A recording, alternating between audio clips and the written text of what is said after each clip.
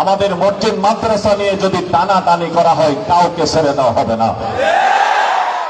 আপনারা জানেন আমাদের নামাজ রোজা বন্দেগী ইবাদত আমরা চালিয়ে যাব, কিন্তু আমাদের নামাজ নিয়ে যদি টানাটানি হয়, আমাদের ইফতার মাহফিল নিয়ে যদি টানাটানি করা হয়, আমাদের দাড়ি টুপি নিয়ে যদি টানাটানি করা হয়, আমাদের চাই নামাজে যদি হাত দেওয়া হয় সে হাত ভেঙ্গে গড়িয়ে দেওয়া হবে।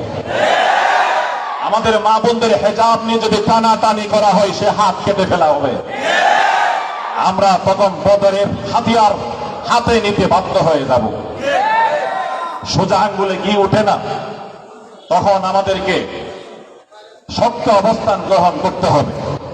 আমরা মিডিয়ার মাধ্যমে এখানে নিশ্চয়ই আমি জানি সরকারি গোয়েন্দা বাহিনীর লোকজন আছে, আপনাদের মাধ্যমে আমরা সরকারের উচ্চ মহল পর্যন্ত জানাই দিতে চাই আমরা শান্তিকামী, ইসলাম শান্তির ধর্ম, কিন্তু আমাদের ইসলাম নিয়ে, আমাদের ঈমান আকীদা নিয়ে, আমাদের মসজিদ মাদ্রাসা নিয়ে যদি টানাটানি করা হয় কাউকে ছেড়ে দেওয়া হবে না।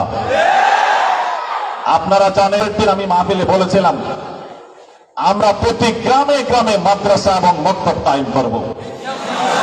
এখানে নুরানি প্রশিক্ষণের কোর্সের মধ্যে যারা প্রশিক্ষণ নিচ্ছেন আমি আপনাদেরকে বলবো সবাইকে নিজের গ্রামে বা নিজের যেখানে নিরাপদ পরিবেশ সেখানে গিয়ে আপনারা মাদ্রাসা কায়েম করবেন, এক একজন মাদ্রাসা কায়েম করবেন।